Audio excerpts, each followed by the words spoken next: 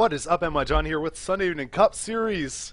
And I think we're getting close to the end of it. Rampage, Dota, and Team Ice. Rampage, Dota we've seen already once today. Ice, I cannot say the same for. I think they're about our 6th new team that we've seen in the day-to-day. So sampling everybody here on NYJohn TV stream. And it looks like we have a first pick already out here, Undying for Rampage. The bands, similar to what we've seen all day, Batrider, Magnus, Bounty Hunter, and Templar Assassin are actually getting banned out by Ice. That's one that we haven't seen yet. In fact, we haven't seen any Templar Assassin play, I don't believe, today. So the ban, a little bit surprising, but pretty typical. Not really out of the ordinary by any stretch. And Darkseer not getting picked up in the first 3 selections. It happened last game and it happened again now, but here he is with the 4th pick. So let's go over what Ice actually picked up in response to the first pick on Dying. They went with Jakiro and Nyx Assassin. So Nyx Assassin is 2-0 on the stream today, I believe. Having a lot of success, and we saw him banned out in the first game, justifiably so. And now Rampage pick up Undying, Darkseer, and Queen of Pain. So a very solid core assembled here. Undying, of course, plays in that nice 4-5 role, or really more of a 4. That extra support thrown into any kind of tri-lane makes things happen for your team. The Queen of Pain probably going to solo middle, and Darkseer in all likelihood going to solo the long lane. And for their opposition team, Ice, Nyx Assassin and Jakiro, 2 supports up early. So they have a large amount of options available when they go into this 3rd pick. A Lone Druid, Sven, they're going to pick up Rubik. And Rubik, I like Rubik a lot. He wasn't very successful in the last game. He actually had around 12 deaths on the back end of him. But not really the player's fault. The whole team just didn't find much success. So the question is, though, having Jakiro and Nyx Assassin already, this Rubik is probably going to be a solo middle Rubik against the Queen of Pain. It's a decent matchup. It's not the best matchup by any stretch, but it's fairly even, I suppose. Queen of Pain may jump ahead a little bit just because of her extra mobility and extra burst damage, but Rubik after level 6 can compensate with the steal and such. So interesting if it's going to go that way. I mean, I can't see Nyx or Jakiro being used outside of support capacities, so I'm going to bank on that for the time being. Meanwhile, Rampage are going to ban out Lone Druid with their 3rd ban. Now we're awaiting a ban from Ice, their 3rd ban of the game. Take out Keeper of the Light. So Keeper of the Light would work well in conjunction with Undying. That's a very reasonable choice. And you have to assume they're going to target supports and hard carries for their bans. Meanwhile, Rampage can target hard carries and some offlaners. And there we go with the Beastmaster ban. Pretty standard. And now 4th ban coming out here momentarily from Ice.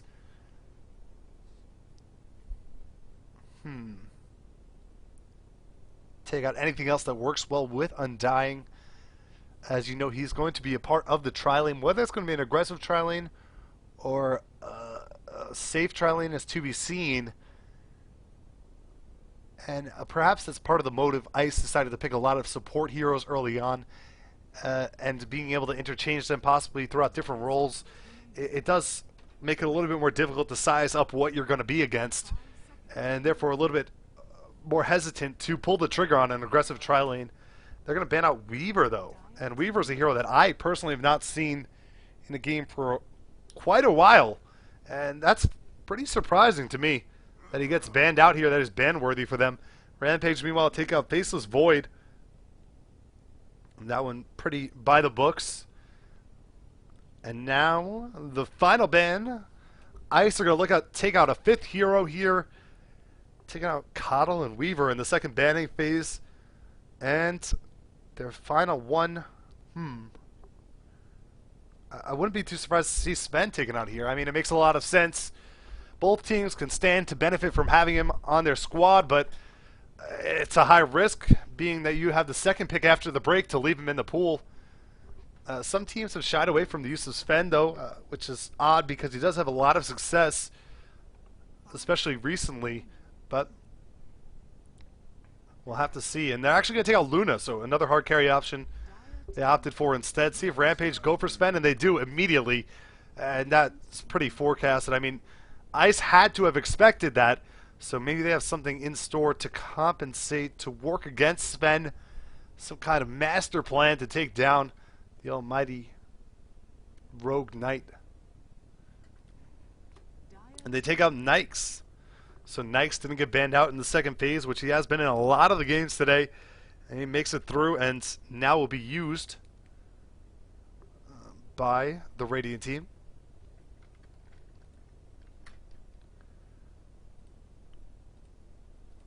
Add a couple friends. Back to the game. Sorry about that. Rampage, their 5th pick and final pick to round up their team. It's a very solid looking team. They're going to look for a hard carry here, I suppose. Or excuse me, they have Sven. They're looking for a support here, obviously. I don't know what nonsense I'm rambling about. And it's going to be Shadow Demon. And this primarily could have been because they don't want to work against the Shadow Demon. But actually it couldn't have been, because Ice couldn't have fit a Shadow Demon in their lineup anyway. So they pick it purely because they like Shadow Demon. And of course the Amount Purge works well against Lifestealer just as well as it works against Sven. So a nice little pickup there. Overall, just a very valuable support hero. Disruption, offensively and defensively. Such a strong skill. And then with the Soul Catcher as well, piled onto the damage from God Strength Sven, the burst damage for Queen of Pain, they could really rock somebody. And Clinks is going to be the final pickup here from Ice, and rounds up their lineup. So Clinks, Lifestealer, Rubik, Nyx Assassin, and Jakiro for Ice versus Undying, Darkseer, Queen of Pain, Sven, and Shadow Demon for Rampage Dota.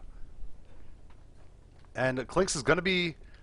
We'll see if they try and adjust like the last team did, put Clinks in the safe lane, but I think this is going to be an off-lane Clinks. They don't have as good an aggressive tri-lane, and going against Undying, you can't really look to use an aggressive tri-lane in most cases, at least in my experience. And we'll go over who's playing what now that we're in the game. A quick pause comes out. Hopefully it won't last very long. Let's check out the gear on Sven. He's very common overall. And they say it's only going to be a second. So, Rampage Dota, we have Mishi on Sven, Queen of Pain being played by Power, Choryu on Darkseer, Ice Water on Undying, and Boobsies on Shadow Demon. They're our dire team. Meanwhile, the Radiant team, we have I'm Getting Too Black for This Shit on Jakiro, Iacos on Nyx Assassin, Ben Jazz the Slayer on Lifestealer, Kid on Rubik, and Zero Kun on Clinks. And we haven't had long pauses all day, so hopefully we continue that trend, and this one's a short one as well.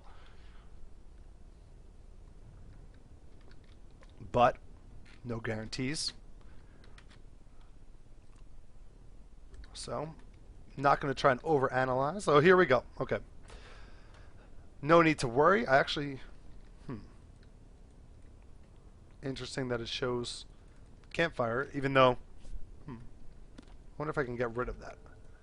Sorry. Alright, carry on.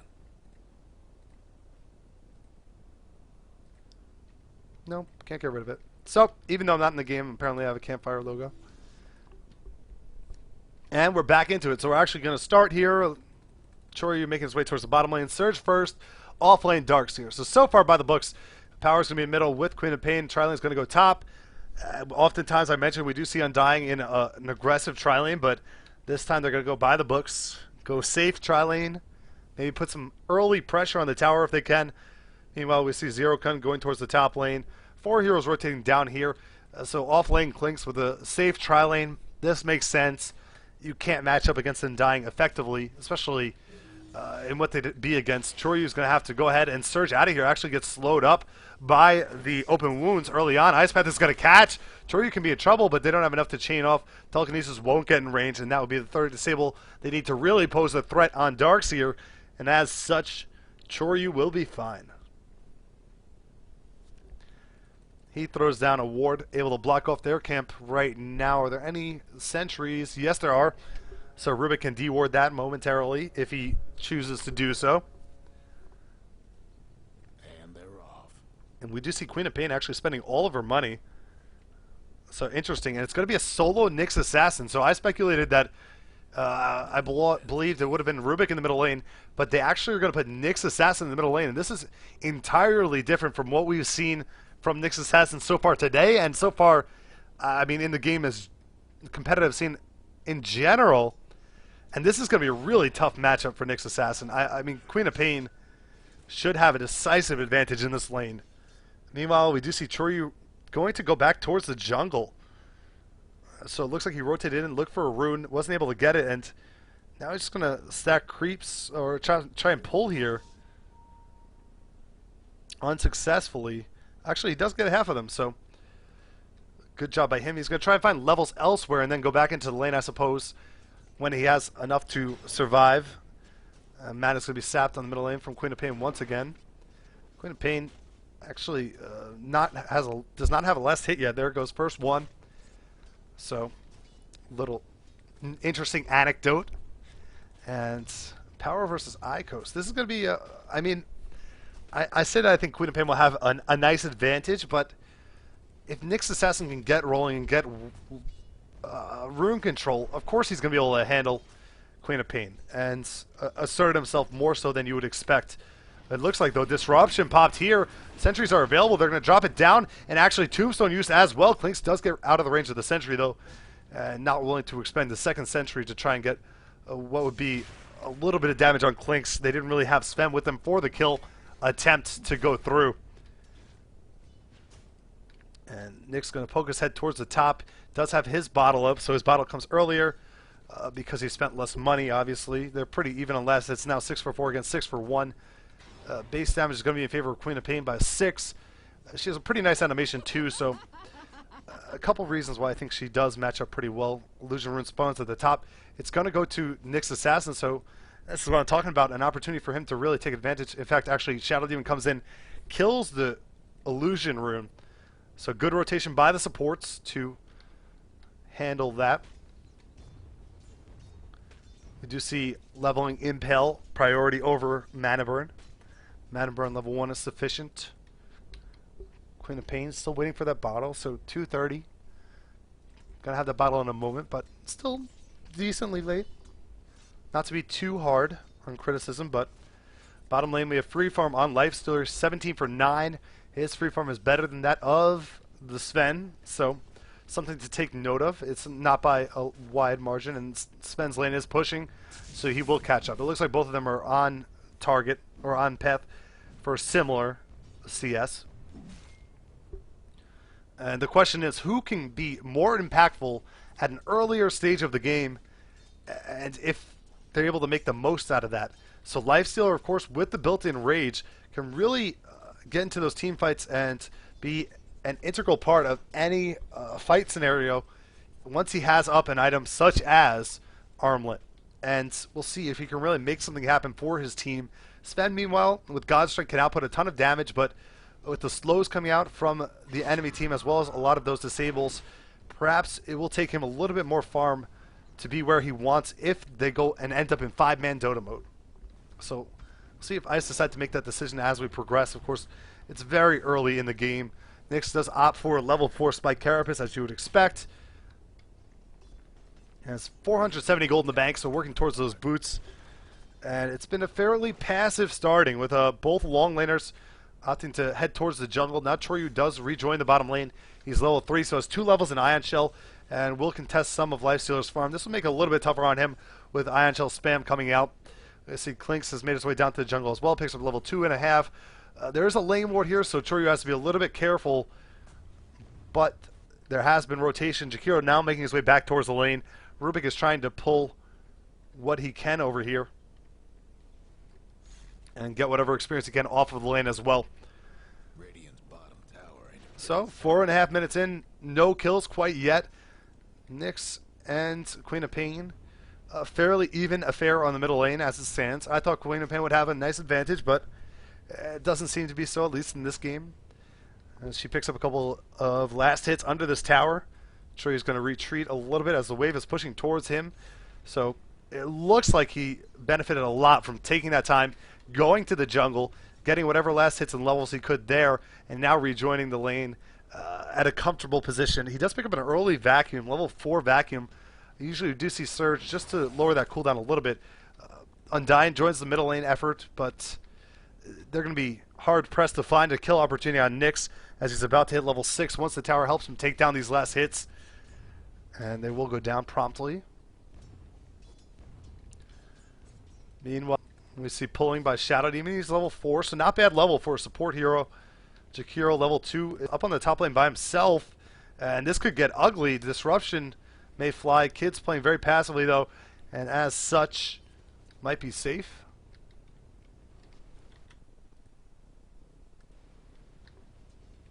Middle lane. Nyx Assassin continues to try and CS. We see a little bit of a gap. It's only 3 CS. It's really minimal. Choryu, this is a really aggressive look from him beyond the tower. And Nyx is in the area as well as Clinks has seemingly taken over the lane. Nyx has decided to go into the jungle, get whatever farm he can there, allow Clinks to pick up some CS in the lane. Interesting choices. Icewater's going to walk towards the Ancients. Double damage room bottled by Nyx Assassin. He is level 6 now, so can try and look and make something happen in terms of picking up that first blood. He does walk through a dire ward, though, so they'll have a notion that he's going to be in the area. There are still 1 sentry available on Shadow Demon, so he can try and stave off this aggression coming out from Nyx. Nyx pops the invisibility, charges in, and they know he's here. Ice Path flies, but perhaps a little bit of miscommunication. That could have been a kill on Sven if they had coordinated a little bit better. Now, Iacos is going to try and press and find someone under here, but I'm not sure he's going to be able to do so. At least unless a big misplay comes out, as Rampage is fully aware of the intentions of Nyx Assassin, and he has to rotate back towards the middle. So he loses some farming time, some experience there, as Queen of Pain just continues on and picks up a couple more last hits on him. And still no first blood, 7 minutes and 15 seconds into the game. Zerokun picks up a Ring of Aquila, and Darkseer is going to have a great time. If this is the matchup, Clinks is already behind. He's 1 level lower than Darkseer. Darkseer is going to get a good amount of CS. He's already 31 for 1, some of that being jungle CS. But for an off-laner, this is above and beyond. We do see rotation now, though. It's going to be Ruba coming in from the backside. Can they make something happen? They're piling on some damage under the tower onto him. They're going to try and force the search. Here it is. Telekinesis is going to toss him back, and this is where the level 1 search could be a little bit concerning. Do they have enough damage, though? It doesn't look like they do. Choryu is going to escape this time. And Choryu does opt to pick up Arcane Boots. Now pop a salve and heal himself up. Power, meanwhile, 600 gold in the bank. See what he wants to work towards if he picks up a Null Talisman. Icewater turns in, actually gets chained off a little bit here. Iacos with the haste rune is going to pursue a little bit. We do see Shadow Strike going to pop off onto Jakiro, and that's going to be that as the Tombstone is there, so they don't really overcommit. They're actually going to go for the last hit gold in this Tombstone. It's a fairly low-level Tombstone, and they're getting a lot of gold out of it. It does expire before the 80 gold or so is given to the enemy team, though, so that's fortunate for the Dire. And now we do see Nyx and Sven very close in that CS, both of which are on free farm. Sven opts to pick up a Hand of Midas, and this very well could have been in anticipation of Lifestealer doing the same. So they're both sitting on Hand of Midases inside of the 9-minute mark. I'm not sure what the timing was. It looks like he's had this one for 65 seconds. And he's had his for over 65 seconds. So Midas was first on Sven. Now stun flies off on Jakiro. And Iacos is making his way up here. They're going to try and get a rebuttal kill as he goes on top of Shadow Demon. But Undying's here as well. And Misha's going to try and pursue. He pops out the God Strike, but the TP in is going to slow him down. They do open wounds onto Misha. Misha's going to be targeted down, but they're fighting in the middle of a Tombstone.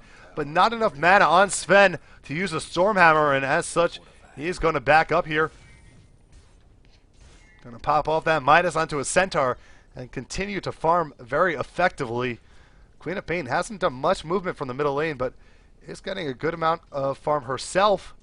Radiant's bottom tower seen better So days. first blood coming out there for the Dire team, and then a prompt rebuttal kill for the Radiant. So our first 2 kills of the game coming on the top lane. Jakiro had certainly been over aggressive a couple times on the top lane, poking his head forward. He had no business doing so, so not surprised to see him drop. But a nice response there from Lifestealer, as well as especially Nick's Assassin, making his way out there. Now 3 heroes in the area for the Dire. We'll see if they want to try and jump on one of these heroes. This is an interesting rotation. I know Lifestealer came up to try and get some kind of a response kill there, but now that he's up in the top lane, he's farming here, but he may put himself in harm's way. They actually do know God Strength is down for a little while longer. It's actually going to be back in 2 more seconds, and I wouldn't be surprised if they try and jump on somebody soon here. I mean, chaining off God Strength with Soul Catcher, it's going to deal a world of hurt, and in fact, Disruption is going to be popped on Shadow Demon himself as Rage is going to wear off. Tombstone thrown into the middle of the fight. It's focused down by Nikes, and now we do see the stun fly off from Sven. He pops off the Warcry as well. Iacos comes in from the river, is able to take down Shadow Demon. Stun flies off onto Undying, and now it's a great turnaround. 2 kills for the Radiant team. Jakiro was taken down by Sven, who's rotating back in. Choryu's dropping pretty low. Iacos looking for the last hit here. He has a stun up, but the tower's going to finish him off. Actually, Mishi getting the last hit there before the tower could do it. And now Warcry flies off onto him. Power comes in. Scream as well as Shadow Strike, and he's in a lot of trouble. He pops off the Rage, but it's not going to be enough to save him in all likelihood, as Iron Shell is thrown on top of Queen of Pain. He tries to juke, but he'll go down as well. And a couple of nice kills for the Dire team, as they end up getting what looks like a 3-for-2 exchange, as they lead the game 4-3 in hero kills rather, excuse me. Got a little tongue-tied in the middle of that, but it's okay. This is the 4th game of the day at CCS on NYJohn. This is Ice versus Rampage, and Rampage that time responding very well to the aggression of Ice. Ice initially getting a very favorable result, taking down a couple of crucial heroes there, but Queen of Pain rotating in, Darkseer rotating in, able to respond very effectively. And oh no, now in the middle lane though, Queen of Pain is actually going to drop. Iacos and Lifestealer come in. It looks like they might have used Infest into Nick's Assassin to have a nice little Nike's bomb onto her, and that surprise is certainly unpleasant to say the least. So nice kill there, evening out the kill score. 4-4, Rampage versus Ice. Rune spawns bottom. It will be a haste rune for Nick's Assassin.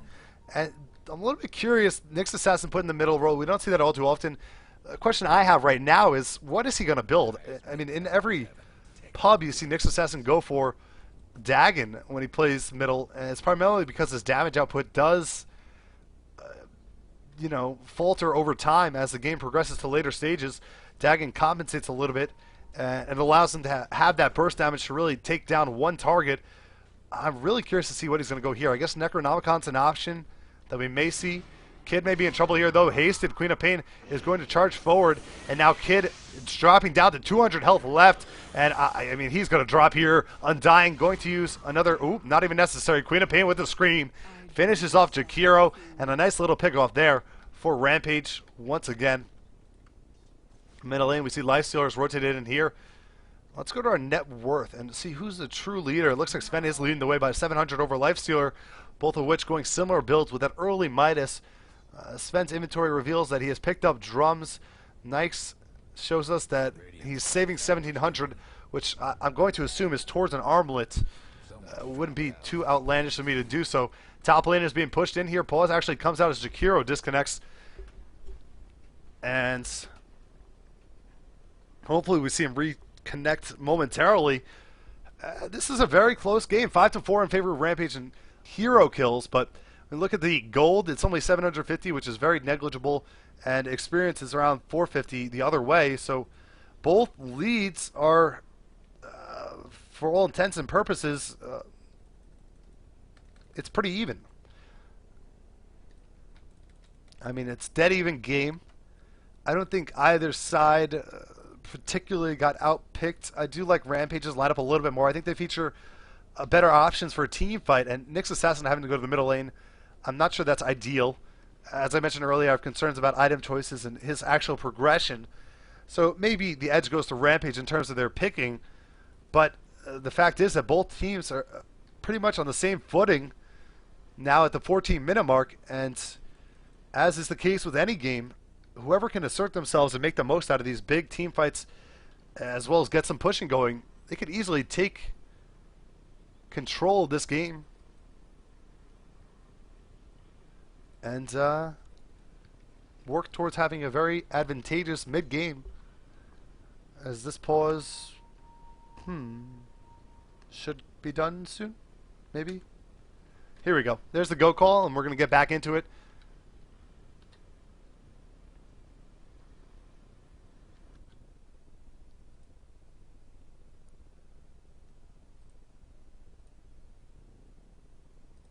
And the push is going to continue on the top lane. This tower is going to be taken down pretty easily. 3 heroes rotating towards the middle. Queen of Pain has to be a little bit careful, as Aeokos is going to run in here with a haste rune, actually, and she blinks away. So, good play by her. Choryu TP's in. Radiant's top tower is taking hits. Top tower goes down, of course.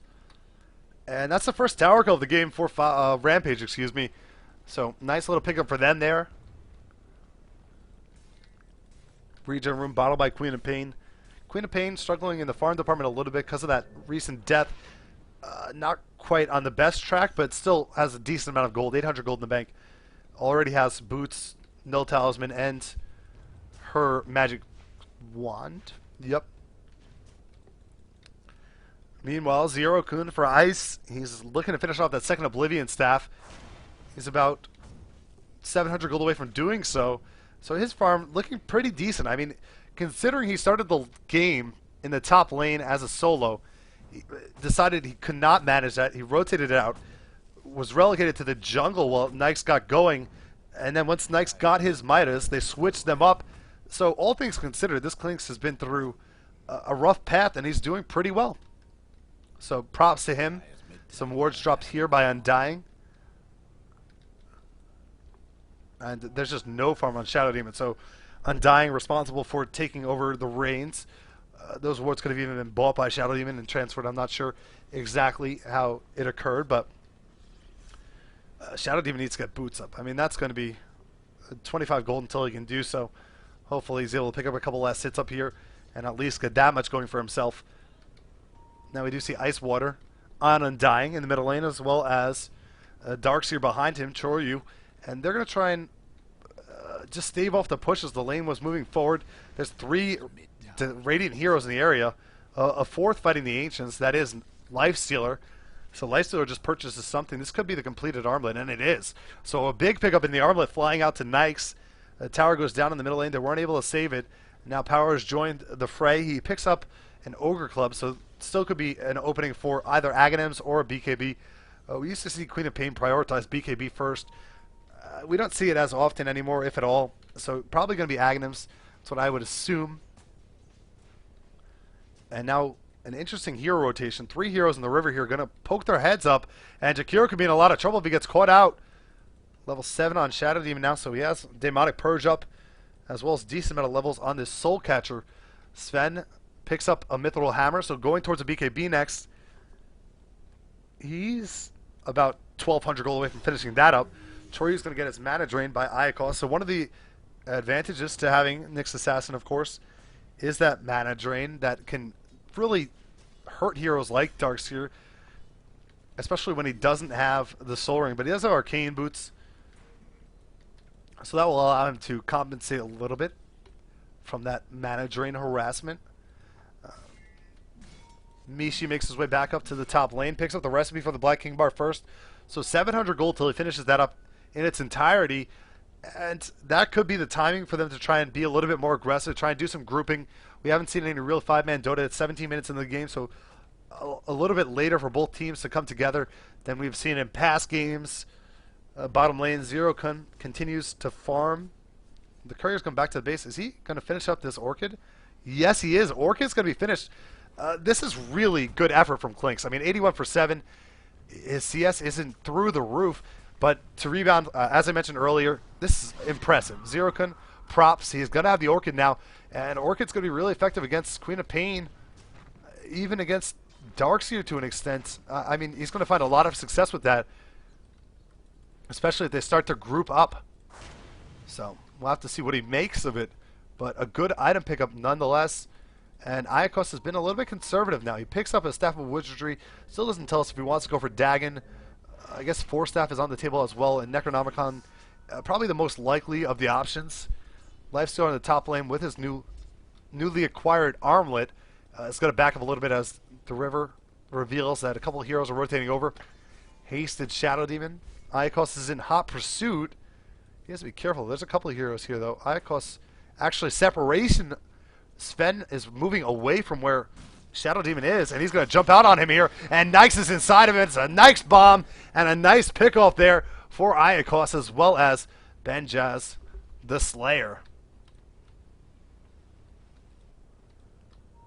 Middle lane, meanwhile, Queen of Pain sitting on 1,100 more gold. Let's net worth. We see that Clinks is beyond that of the Queen of Pain, and that's what I was mentioning. Her farm, it just seems, and it is, subpar. Oh, dive on the top lane. Boomsy's taken down under the tower. In comes Ice Water, throws down the Tombstone. That's going to slow down Iacos a decent amount, and they're going to try and pursue onto him. Yu comes in as well, but Iacos pops out the ultimate. They drop down a sentry. But it's not enough to catch him out here. And Queen of Pain is going to rotate up towards the top lane, but there's nothing more to jump on. And that's going to be the end of that. And a nice couple little pickoffs by the Radiant squad. And this is really impressive here. Zero-kun going to focus on the tower down here. He throws the silence on the Queen of Pain. And it's got a little bit of damage back off. It's not too big of a commitment there for our Clinks player.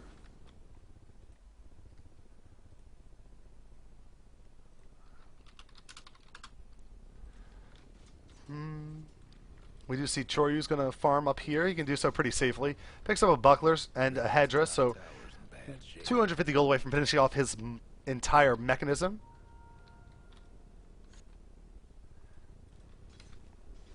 Meanwhile, on the bottom lane, Power continues to try and farm. What I was saying before the action happened is Queen of Pain's farm is subpar, being that it's below Clinks, who struggled initially. I mean, it's pretty much even with Iacos, and Iacos has been essentially ganking and roaming for quite some time now. Queen of Pain hasn't done as much. She's been a part of, let's see, 2 kills. I mean, there haven't been that many kills in the game, but nonetheless, it's a little bit concerning. We'll see what Power can do about it, as he does take some damage from Clinks, and Clinks is just manhandling him right now.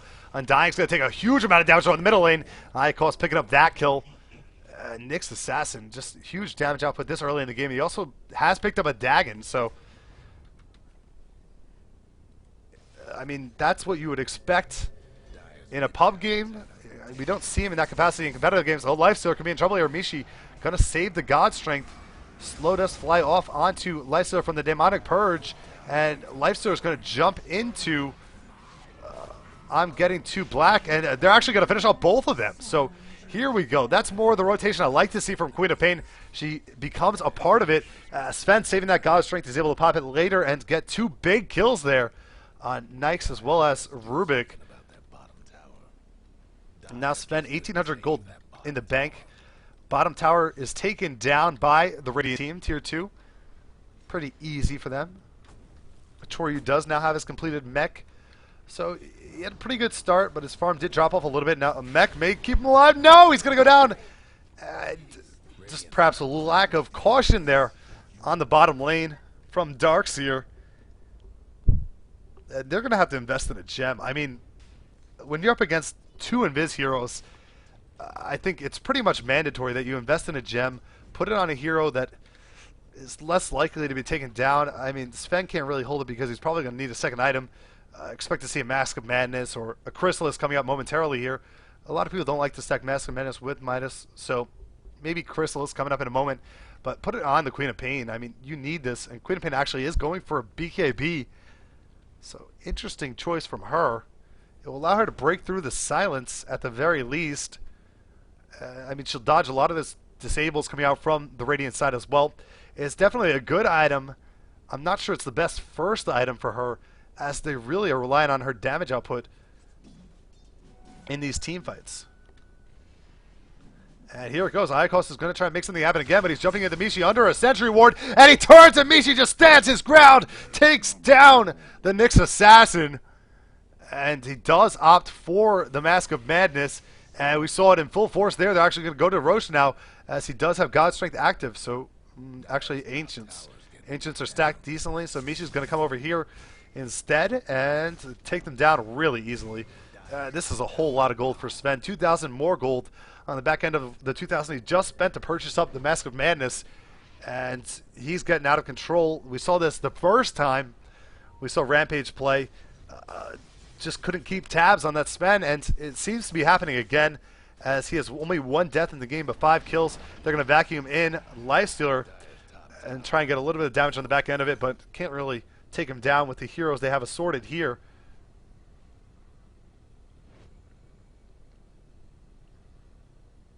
And they're going to back off.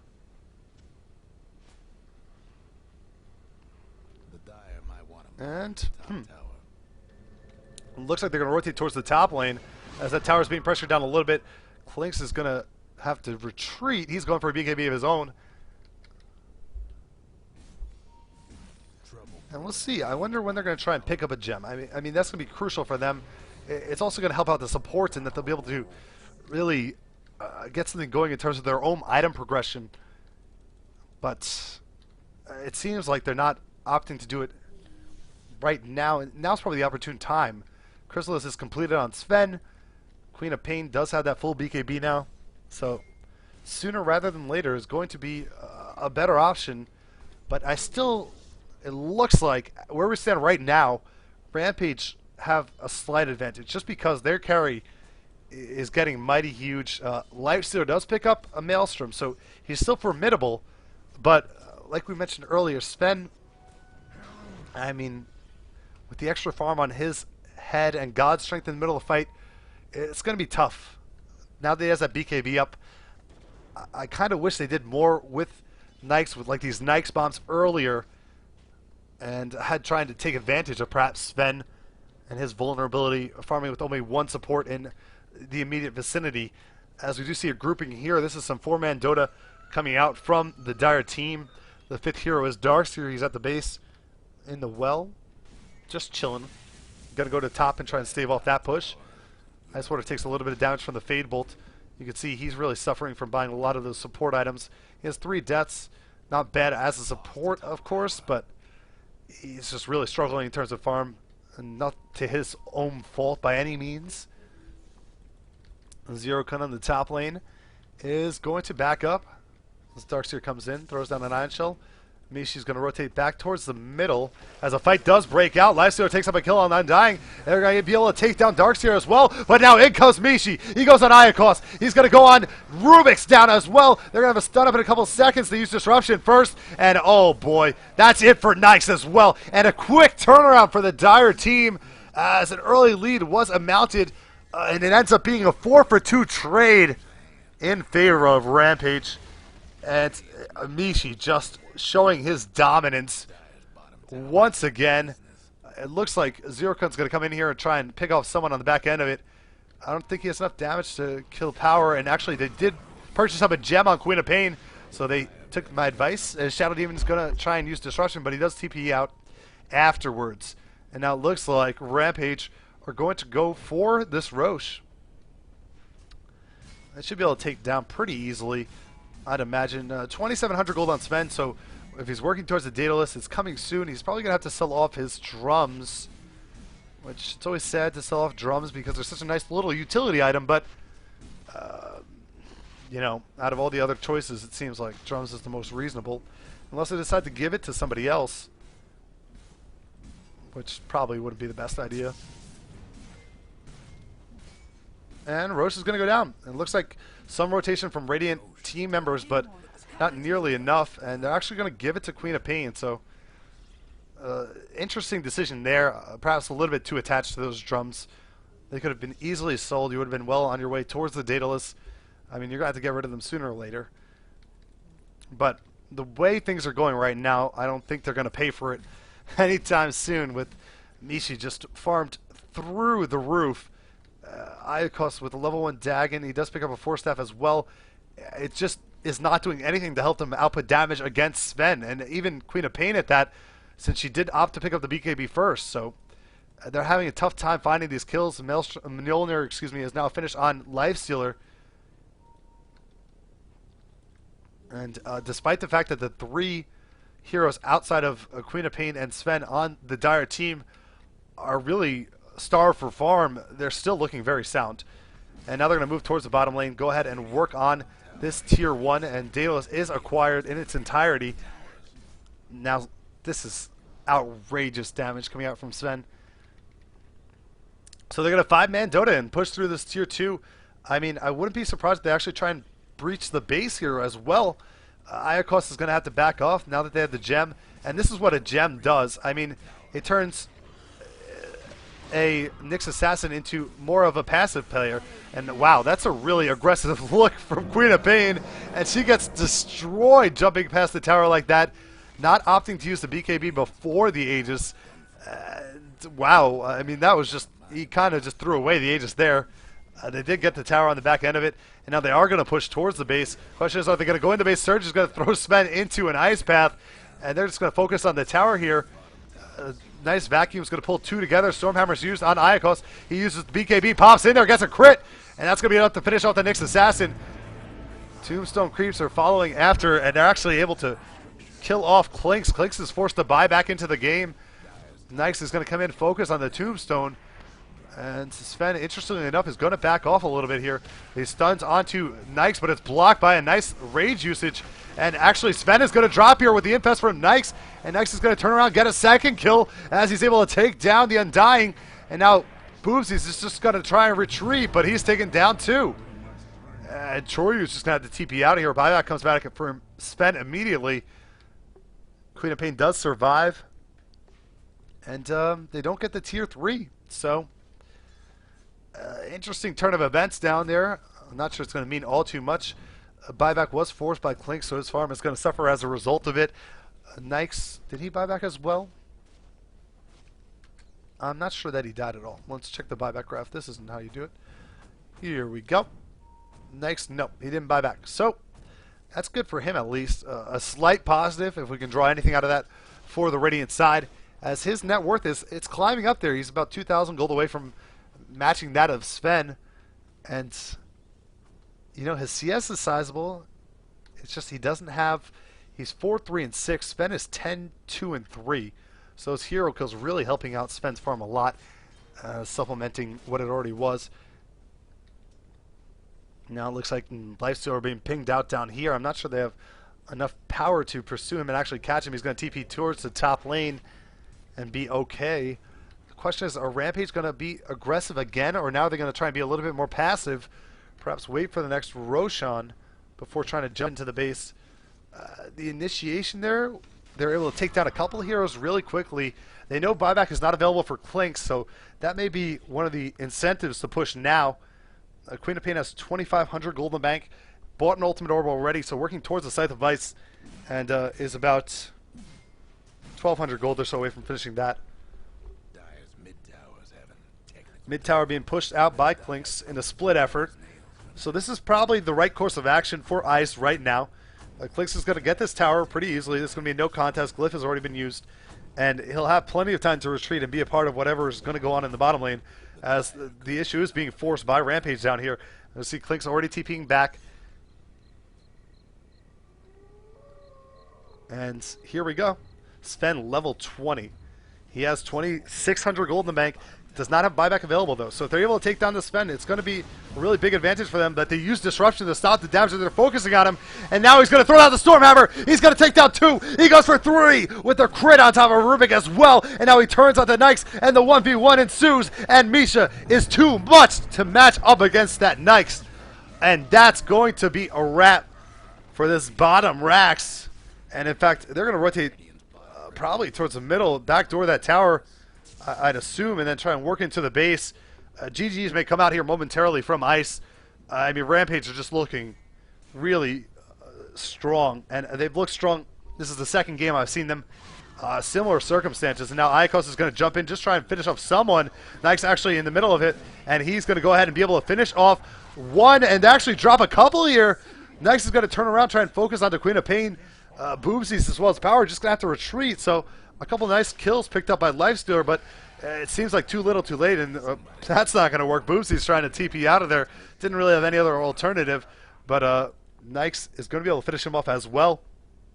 Now he has 4,700 gold in the bank, and he bought back, of course, to get back into that. So once again, it's going to be a power position for the Dire team when they respawn. Roche is 4 minutes away if they want to wait for that. Otherwise, they can try and burst through again, knowing that Nikes won't have buyback. Clinks may have buyback again, but Clinks is, I mean, he's a non-factor at this stage of the game. He has BKB and Orchid. I did applaud him for his effort early on, but it's just, he can't really stand up against this Sven. And if Demonic Purge goes on him, BKB or not, he's going to be slowed down enough for Sven to essentially 3-hit him, 2-hit him with a little bit of luck. And that's what we've been seeing in these last couple of team fights. Nikes is going to spend all of his money because he doesn't have buyback available, so he's going to have a heart in a couple hundred gold. We see Kid is going to drop down a couple of wards here. He does pick up a Ghost Scepter, so a nice little pickup for him, but of course it's going to amplify the damage output from Queen of Pain as well.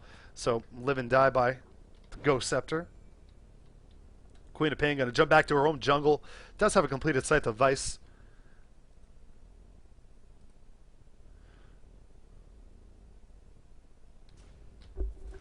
And they're just going to continue to farm here. Sven now 14, 3 and 3, 250 CS. Net worth shows us 21,000 gold. Nikes at 15,000, so a sizable lead. The gold graph will show us pretty even. Wow, negligible lead.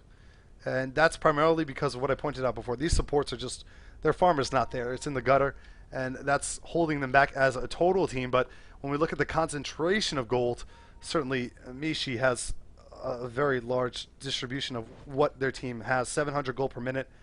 It's 100 more than that of the Lifestealer.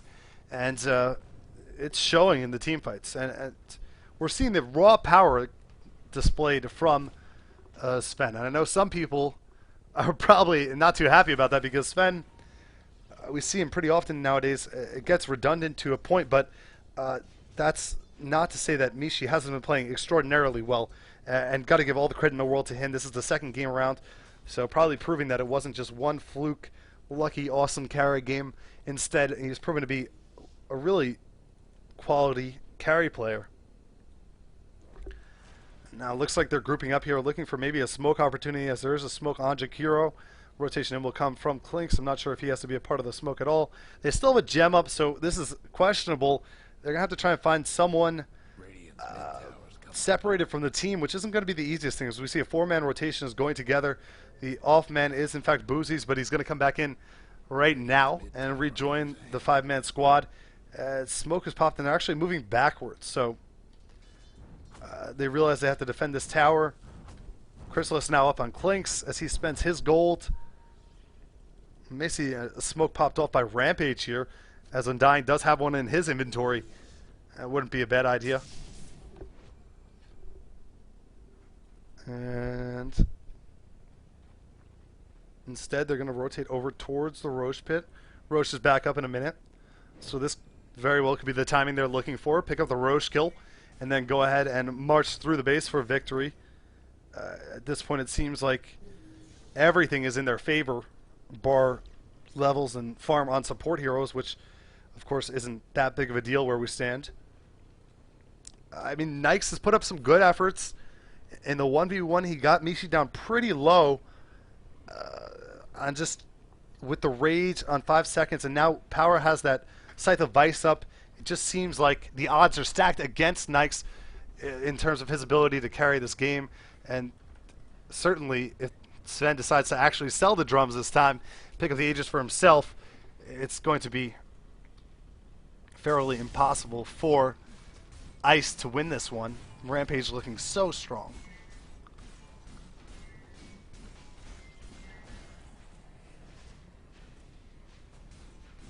Roche won't be stomping around no more, thanks to And Roche is dead, so easy come, easy go. Roche, and actually Sven does pick up the Aegis, sells the drums, so the reasonable play.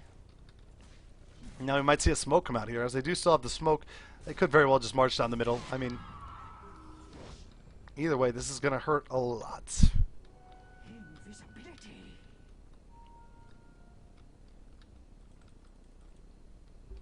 And here they go. They're actually going to go towards the top lane. Interesting choices. There is a tier 2 still up in the middle lane. And it was pushed out more, so it seemed like one of the more reasonable options. I'm not sure they're too concerned, though. As looks like they're going to push this out and then be able to rotate over and just backdoor this if they win the fight, which by all accounts they should. A lot of Ghost Scepters are now up on the Radiant team, so perhaps slow down Sven a little bit. Queen of Pain's not going to be too adamantly against the Ghost Scepter usage, though. See, Mishi's looking for something here. Choryu's probably going to have to get a good vacuum, as that vacuum wasn't enough for Mishi to jump in, apparently. Also curious. He's had for a while as well. Also, 5,000 gold in the bank, so, I mean, let's check if buybacks are back up. Buybacks are up for most heroes. Not available for everyone. Actually, all heroes have buybacks available. Just can't, not everyone can afford it right now. Ayakos is going to come in, stun Mishi, drain his mana. Mishi's going to throw away this life just trying to take down the tower, and Glyph is going to be popped, so he's actually going to drop here. Doesn't expend any of his skills, so he has God Strength, he has BKB, and he has Mask of Madness, and here it comes. They try and get him off of the res, but he pops everything. Now he jumps on Ayakos. Ayakos is going to go down in one more hit, but he pops off his Ghost Scepter. Instead, he finishes off the Rubik, and now they're going to turn on him. Can Benjas take him down? And he actually does! Sven is dead, and now it looks like Power is going to be the next target focused, and they're going to need to back up. Well played there. A little bit of separation from his team by Mishi. So after I praise him and kept giving him accolades, that was a little bit too far over, and perhaps overzealous, sacrificing his life for that tower as well. So, I mean, they make a stand for what it's worth, and now Rampage are going to back off, look for another opportunity. Of course, have to wait for Sven to come back. He's not going to buy back, apparently, even though he can afford to do so. And curious to see what he's going to pick up next. If he's going to go for another damage item or for a heart, something along those lines. He does have a wide variety of options. I mean, I wouldn't actually hate it if he picked up a Blade Mail. I mean, he's working against Nyx. Nyx has to focus him. I mean, if the damage is going back on Nyx, it's going to mitigate most of what he gets back from Feast, and it would be pretty solid. I think that wouldn't be a bad option if he picked up a Blade Mail here, and he'd still have enough money for buyback. So, you know, sometimes it's interesting to think outside of the box a little bit. And Queen of Pain does pick up a Demon Edge, so this is what we usually see. Queen of Pain transition to more auto attack heavy damage output later stages of the game. Ayakos is on the hunt in the jungle. Not going to find anyone the path he's taken. Thank you for watching Sunday Evening Cup Series on NYJohn. I think this is going to be the last game I cast. Not sure if it's going to be the last game of the tournament or not, but I appreciate all the viewership. If you've been with me since the start, it's been very nice of you. And I've had a good time. Hope you're enjoying your holiday season. Tomorrow, Christmas Eve, if you celebrate that holiday.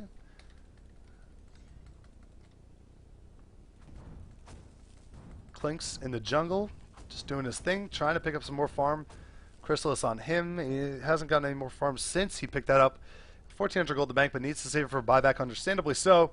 It looks like the Dire team are going to group up towards the top lane again. Maybe another all-in attempt here.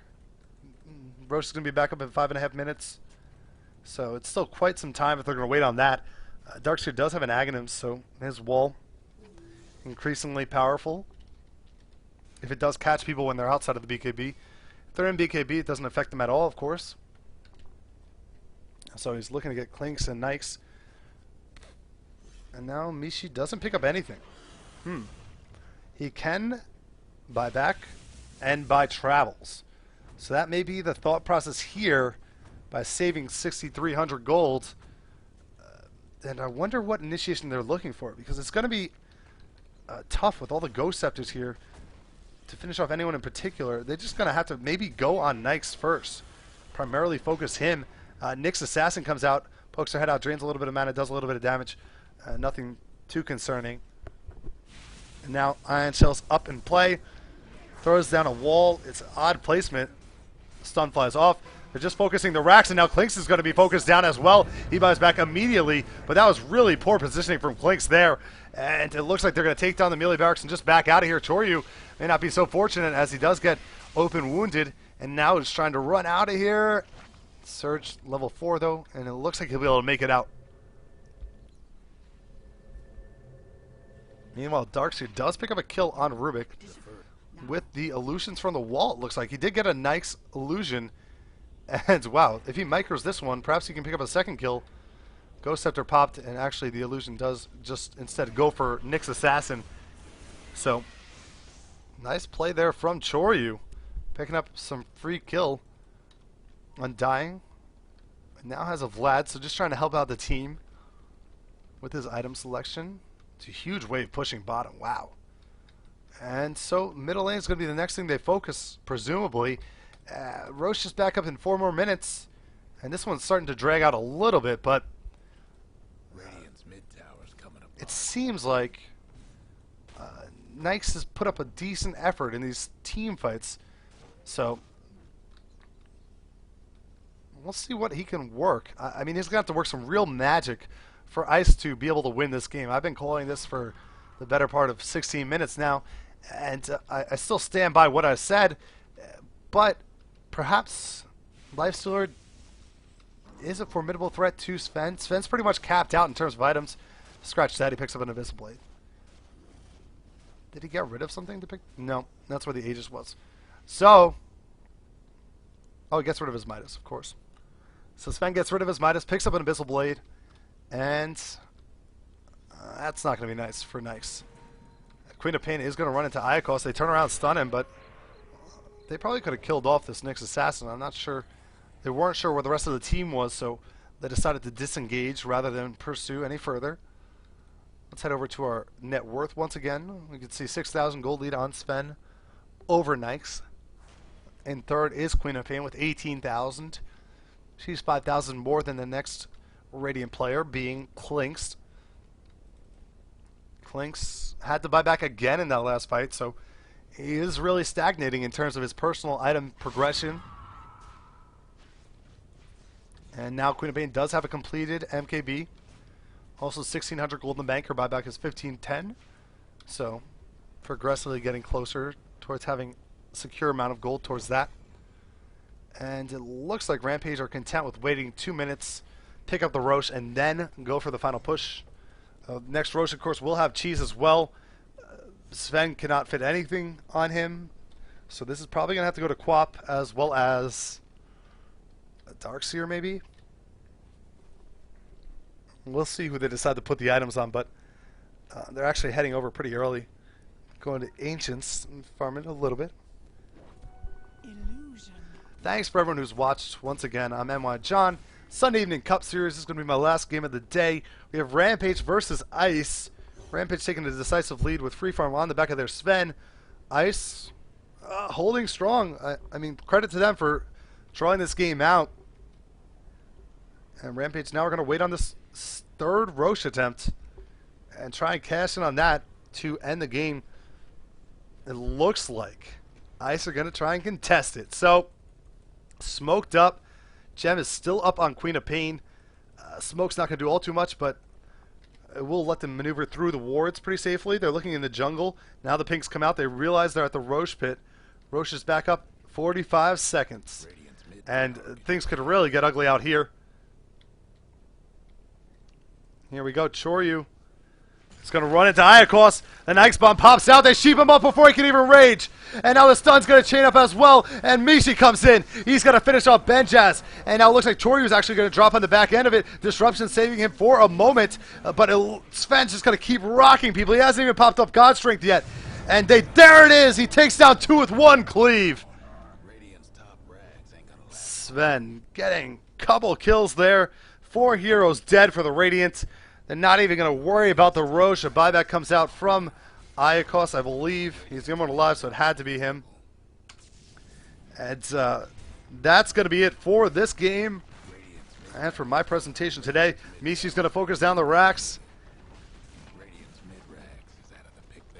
And game, set, match, Rampage. As all the Raxes are down, Mega Creeps are in play.